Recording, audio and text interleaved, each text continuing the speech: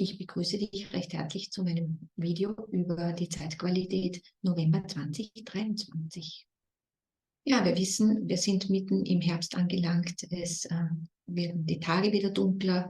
Es wird wieder kuscheliger zu Hause. Es geht wieder mehr um Rückzug in diesem Monat im November, wo wir unsere ganz speziellen Themen bearbeiten dürfen, bereinigen dürfen. Und ja, es geht ganz stark um Rückzug in diesem November. Im Monat November geht es ganz stark um Reflexion, Innenschau, Ausreinigung unserer alten Themen und neue Perspektiven. Der November ist das Monat des Skorpions bis 22.11. Dann geht die Sonne in den Schützen über und dann kommen wir in das Schützemonat. Worum geht es im Skorpionmonat? Beginnen wir mit den rückläufigen Planeten und ihrer Direktläufigkeit. Saturn befindet sich in Fische und wird vom 30.10. bis 8.11. stationär. Das heißt, er bleibt stehen und ändert dann die Richtung in Direktläufigkeit. Ab dem 9.11. ist Saturn dann in seiner Zielgeraden und befindet sich in der Direktläufigkeit. Worum geht es da? Es geht um Überprüfung, was wir glauben und woran wir glauben. Es geht um unseren Realitätscheck, unsere Visionen, Wünsche und Träume. Wo haben wir Illusionen? Wo haben wir unsere Träume und haben sie noch immer nicht in Gang gebracht? Wo sind unsere Träume verwirklichbar und wo bleiben sie wirklich nur Wünsche und Visionen? Also es geht wirklich so um einen Reality-Check. Es geht dann auch um Rückzug und All-Eins-Sein. Das heißt, mit uns auch allein sein können und uns rückverbinden in die geistige Welt zum Beispiel oder auch reflektieren und uns zurückziehen, damit wir uns wirklich noch einmal besinnen, was ist dieses Jahr alles geschehen. Wir können das verarbeiten. Wir können auch einen Reality-Check machen diesbezüglich, wie wir weitergehen, was wir mitnehmen in das neue Jahr. Und es geht ganz stark wiederum um unser Urvertrauen. Wir prüfen noch einmal, können wir im Urvertrauen bleiben? Können wir uns im Vertrauen an das, was kommt, zurücklehnen und sagen, es wird alles gut und es kommt alles gut für mich? Oder sind wir noch im Zweifel? Da kann es sein, dass wir einigen Prüfungen noch selbst unterzogen werden, die von außen kommen. Neptun befindet sich ebenfalls in Fische und wird stationär von 22.11. bis 20.12. Das heißt, Ende des Monats beginnt auch er, sich einzubremsen und beginnt die Richtung zu wechseln. Und ab 20.12. ist dann Neptun direktläufig. Was bedeutet es, wenn Neptun stationär wird? Es geht ganz, ganz stark um dieses Vertrauen, dieses Urvertrauen stärken, aber auch um unsere Wahrhaftigkeit zu leben. Vorher haben wir mit Saturn schon begonnen, uns zu prüfen, unser Urvertrauen zu prüfen, unsere Visionen und Träume zu prüfen, sind sie realisierbar? Und hier geht es wirklich darum, in die eigene Wahrhaftigkeit zu gehen und diese auch zu leben und auch zu unterscheiden, was ist Schein und was ist wahres Sein. Neptun in Fische hat auch ganz stark mit der spirituellen Ebene zu tun. Und wir können uns auch sehr gut rückverbinden, zurückziehen für Meditationen, für alles, wo wir uns mit der geistigen Welt wieder in Verbindung setzen. Weiterhin rückläufige Planeten sind Jupiter in Stier bis Ende Dezember, Chiron in Widder bis Ende Dezember und Uranus in Stier bis 2024. Das bedeutet auch hier, wir können uns in unserem Rückzug beschäftigen mit unserem Wertewandel sowie auch mit unseren Ängsten, etwas Neues zu beginnen und dann in die Startlöcher zu kommen. Das heißt, Chiron in Widder erinnert uns noch einmal, wo sind unsere Verletzungen, wo haben wir noch Angst, in die Startlöcher zu gehen, um Neues zu beginnen, denn bis Ende Dezember werden wir da auch noch einige Dinge ausreinigen können. Zeichenwechsel. Am 8.11. wechselt Venus von der Jungfrau in Waage. Es geht um eine Stier-Venus, sie ist aber dennoch in der Waage zu Hause und steht hier sehr gut. Da geht es dann auch wieder um Werte in den Beziehungen. Was sind mir Beziehungen wert? Welche Beziehungen sind mir noch was wert? Und was ist mein Platz oder mein Stellenwert in einer Beziehung? Das sind ganz wichtige Fragen, die wir uns dann den ganzen November stellen dürfen. Und wenn Venus in der Waage steht, hat sie auch eine enorme Kraft. Das heißt, es wird wirklich wichtig sein, da genau hinzuschauen. Dann haben wir drei ganz feine Sachen, und zwar gehen dann 3 Planeten in Schütze, und zwar der Jungfrau Merkur, ein Abendstern. Da geht es um Reflexion unseres Weltbildes, unserer Erfahrungen, das, was dieses Jahr alles eben geschehen ist, zu reflektieren und auch wirklich dann zu nützen für uns. Was hat uns unsere Erfahrung gelehrt? Wenn Sonne in Schütze geht am 22.11., dann ist diese Reflexionsphase des Skorpion wieder vorbei und wir können in die neuen Projekte langsam aber sicher reingehen. Noch nicht mit voller Kraft, aber dennoch mit viel Optimismus und positiver Energie. Mars geht am 24.11. in Schütze, was natürlich auch ein enormer Turbo ist. Und im Hintergrund wissen wir, Saturn und Fische arbeiten noch immer an unserem Urvertrauen, an unserem Reality-Check und an unserem Thema, was ist Sein, was ist Schein. Und deshalb ist es gut, wenn der Mars in Schütze zwar schon sehr viel Mut und Enthusiasmus hat, Dinge zu unternehmen, Dinge zu entscheiden und Dinge zu tun. Jedoch wird ein bisschen eine Bremse im Hintergrund noch angehalten, damit wir die Dinge nicht überstürzen. Das ist ein ganz ein wichtiger Punkt. Wichtige Konstellationen im November. Fast das ganze Monat hindurch haben wir den Jungfrau Merkur in Kombination mit Mars, bilden eine sogenannte Konjunktion, stehen also ganz eng beieinander und dies im Tierkreiszeichen Skorpion. Jungfrau Merkur, da geht es um Reflexion und Mars, da geht er ins Tun. Wir wissen, Mars geht erst gegen Ende des Monats von Skorpion in Schütze und bekommt dann seinen Turbo, was das Tun und was Entscheidungen anbelangt. Und in dieser Zwischenzeit hat Merkur, eben der Jungfrau Merkur, noch Zeit für Reflexionsarbeit, für Achtsamkeit, für Wahrnehmung. Was ist gut? Was bringt wirklich etwas? Was nützt uns etwas? Und die beiden befinden sich die ganze Zeit im Skorpion und da geht es ganz um tief liegende Themen, die wir noch anschauen dürfen. Reflektieren, bevor wir handeln. Das ist das große Thema im November. Merkur bildet Anfang des Monats gleich eine Opposition zu Uranus, eben immer dieser Jungfrau Merkur. Das bedeutet, dass wir raus sollen aus unserer Angepasstheit, aus unserem Alltagstrott, alles, was uns bisher in unserem Hamsterrad verharren ließ, wird wichtig zu verlassen. Das kann sein, dass wir das aktiv machen, das kann aber auch sein, dass wir dazu angehalten werden und dass Dinge im Außen passieren, die für uns den Weg bahnen, raus aus der Angepasstheit. Merkur hat zweimal eine Verbindung mit Neptun, Anfang des Monats Merkur, Trigon, Neptun, wieder ein Jungfrau Merkur. Das hat ganz stark mit einer Hochsensibilität zu tun, mit einer starken Wahrnehmungsfähigkeit. Im Trigon fällt das sehr, sehr leicht. Im Quadrat weiter unten dürfen wir das Gelernte dann in einer Aufgabe anschauen, in einer Lernaufgabe. Das heißt, in jedem Fall werden wir in diesen beiden Zeitabschnitten, also mit dem Trigon 6.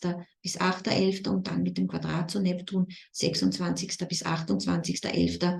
dann doch sehr auf unsere Wahrnehmung hören dürfen, also wirklich reinfühlen. Tut uns etwas gut? Wie geht es mir damit? Bleibe ich dadurch in meiner inneren Balance oder bringt mich etwas aus meiner Balance? Es wird ganz wichtig sein, darüber nachzudenken, beziehungsweise reinzufühlen und wahrzunehmen. Merkur bildet dann 9. bis 11.11. ein Quadrat zu Saturn. Es ist wieder ein Jungfrau Merkur. Da geht es um ganz, ganz klare Reflexion. Ganz klare Reflexion, Reality-Check, was wir vorher mit dem Trigon zu Neptun wahrgenommen haben, jetzt wirklich einem Realitätscheck zu unterziehen und zu schauen, was brauchen wir wirklich, um rauszugehen aus der alten Situation, aus der Angepasstheit und wohin führt uns die Reise. Also das hat ganz, ganz stark mit einer Klarheit zu tun, mit einer Prüfung.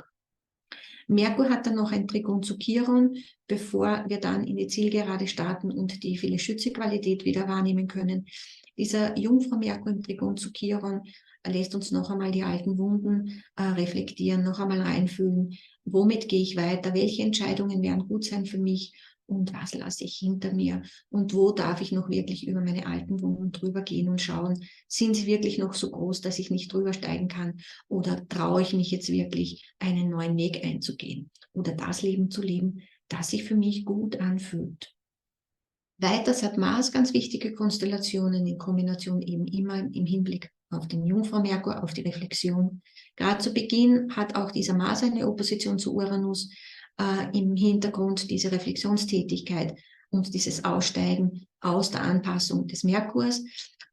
Mars möchte eigentlich schon in die Startlöcher, möchte neue Wege gehen, möchte etwas Neues beginnen Und Jungfrau Merkur in Opposition zu Uranus sagt, wir müssen aber zuerst alte Wege verlassen. Das ist ganz, ganz wichtig, dass wir zuerst das Alte hinter uns lassen und verlassen, bevor wir uns den neuen Weg bahnen. Da ist Reflexionsarbeit ganz wichtig und wirklich nur Entscheidungen treffen, die gerade notwendig sind. Von 15. bis 19.11. hat Mars ein Trigon zu Neptun, ebenfalls parallel zu Jungfrau Merkur mit einem Trigon zu Neptun. Das ist auch ein ganz wichtiger Punkt. Und da geht es darum, nicht zu handeln, sondern geschehen zu lassen. Schauen, was passiert, vielleicht einmal weniger handeln, einmal mehr warten und dann im richtigen Moment eine Entscheidung treffen. Aber nur, wenn es wirklich aus dem tiefsten Innersten, von der innersten Stelle kommt, wo wir sagen, das fühlt sich gut an und das ist jetzt absolut notwendig.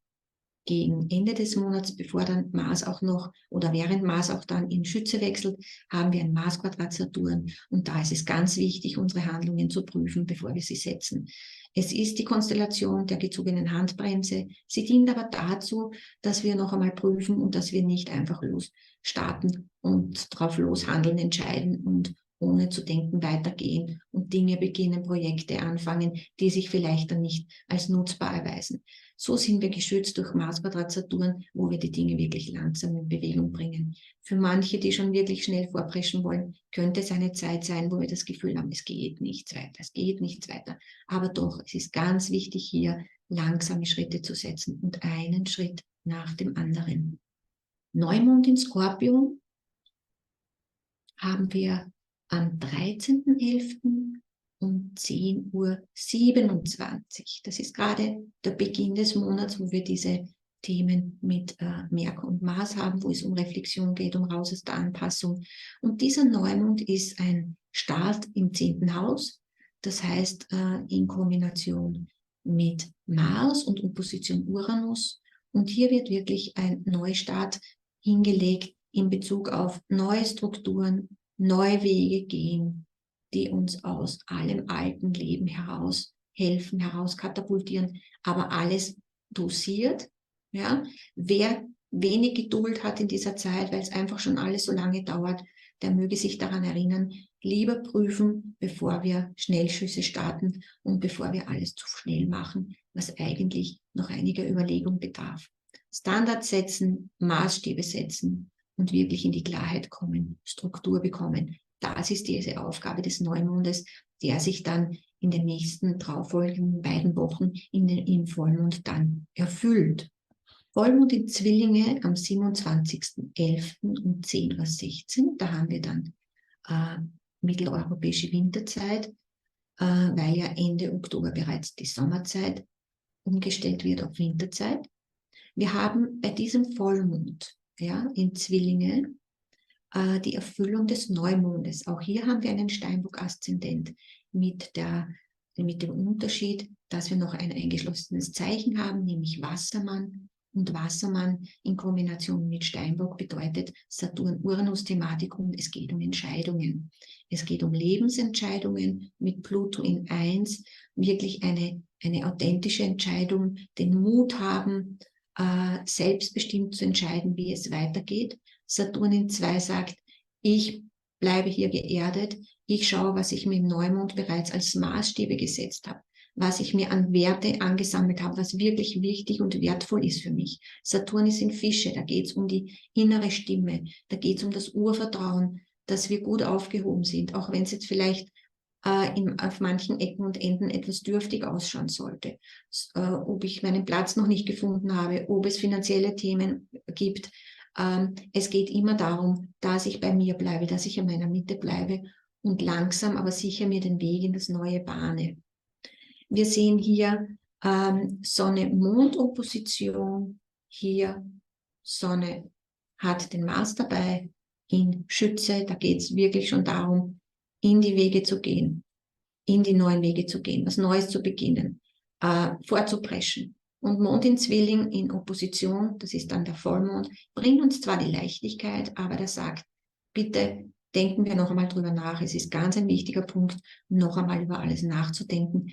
Und hier haben wir das T-Quadrat auf den Saturn im 2. Haus in Fische, der da sagt, ich bleibe in meiner Mitte, ich schaue, was mir gut tut, ich schaue, was sich aus meinem tiefsten Innersten zeigt, ich verbinde mich mit der Anderswelt und ich bleibe in meiner intuitiven Mitte und ich lasse mich nur von meiner inneren Stimme führen. Ja, das war die Zeitqualität November 2023. Ihr seht, es wird viel an Reflexionsarbeit geben, an Ausreinigung, an innerer Balance, innere Mitte finden, in der inneren Mitte bleiben, aber auch schon wirklich Vorbereitungen treffen für das, was wir umsetzen wollen, was wir dann ab Dezember bis in das neue Jahr hinein umsetzen möchten und ein Neues haben möchten. Und ja, November ist eine gute Rückzugsmöglichkeit und ja, dieses Monat wird vielleicht eher weniger spektakulär werden. Im Äußeren wird eher anspruchsvoll werden, was von außen kommt, nicht nur wetterbedingt, sondern auch von all den Themen, die da kommen. Und genießen wir den Rückzug und nützen wir ihn, um wirklich unsere Projekte vorzubereiten. Ja, wichtig ist natürlich immer, wie die aktuelle Zeitqualität auf das jeweilige Geburtshoroskop einwirkt. Das bedarf natürlich einer individuellen Ansicht und einer individuellen Interpretation. Ist sehr wichtig, weil wir sonst die globale, also die mundane Zeitqualität nur bedingt deuten können. Also, wenn du spezielle Themen hast, dann schau dir einfach genau an, auf welchen Punkten sich dieser Neumond und dieser Vollmond im Radix befindet. Wenn du Unterstützung brauchst, melde dich gerne bei mir. Alles Liebe, ich wünsche euch einen reflektierten Herbst, November, der Innenschau, der positiven Rückzugsmöglichkeit und des guten Hörens auf deine innere Stimme, die dir immer ganz klar den Weg zeigt. Denn wenn du in die Stille gehst, wenn du in den Rückzug gehst, wirst du ganz genau wissen, was deine nächsten Schritte sind. Alles Liebe, viele Grüße und bis zum nächsten Mal.